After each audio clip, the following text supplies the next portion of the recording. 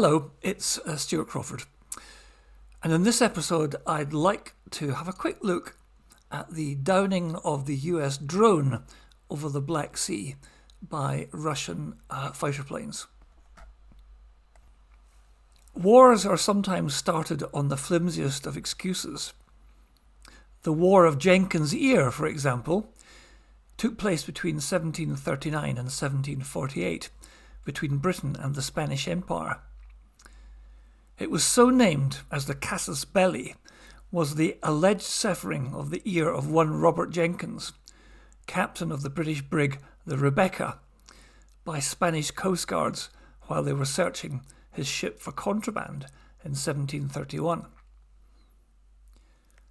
This one was a bit of a slow burner, but it was used as an excuse by the British to start a war against Spain years later.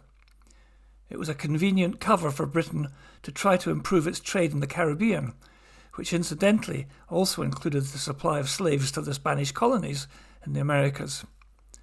These matters are never straightforward. Now we are looking at the circumstances and implications of the downing of a US MQ-9 Reaper drone operating over the Black Sea, downed by Russian Su-27 fighter jets. By all accounts, the Russian aircraft tried to disrupt the drone's mission by dumping fuel over it before one of them appears to have clipped the drone's propeller and sent it spiralling downwards.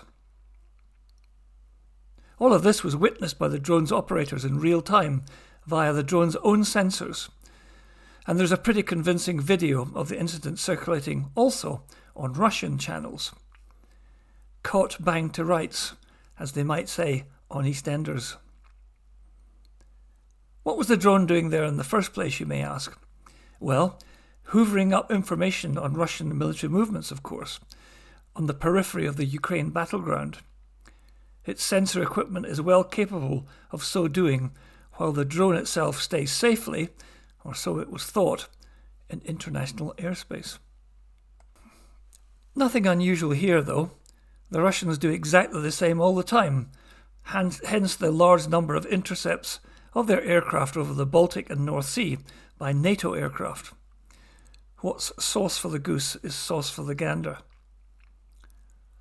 However, the destruction of the Reaper is a step up from intercepting and shooing away unwanted visitors, and carries the threat of escalation in the ongoing confrontation between NATO and Russia.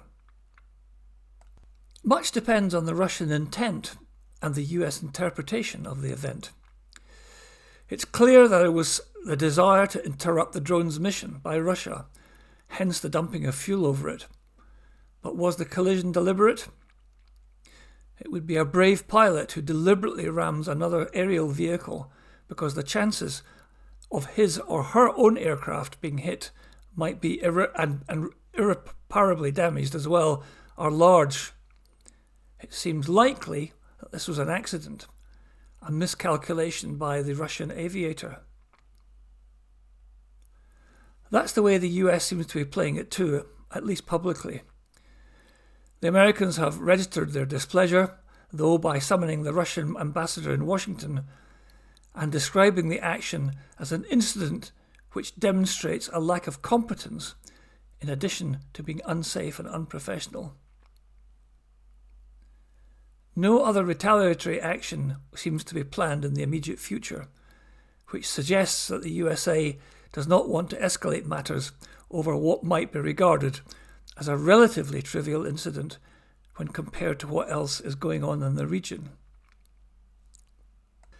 Were the circumstances different, however, the unprovoked attack on a national asset could be taken as a declaration of hostilities and retaliation initiated.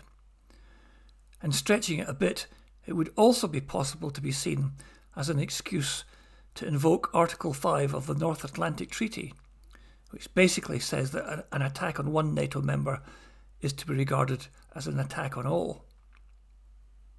If that were to be the case, Russia would have made a big mistake, because any direct confrontation between them and the full might of NATO can only have one ending, and it wouldn't be good news for Putin. Thank goodness, therefore, that the US appears to be downplaying the incident, and we will avoid an enlarged conflict.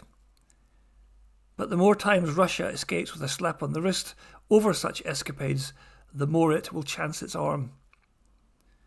At some point, the US and NATO will have to harden its stance and put Russia and Putin firmly in their place. Like standing up to any bully in the playground, the sooner this happens, the better.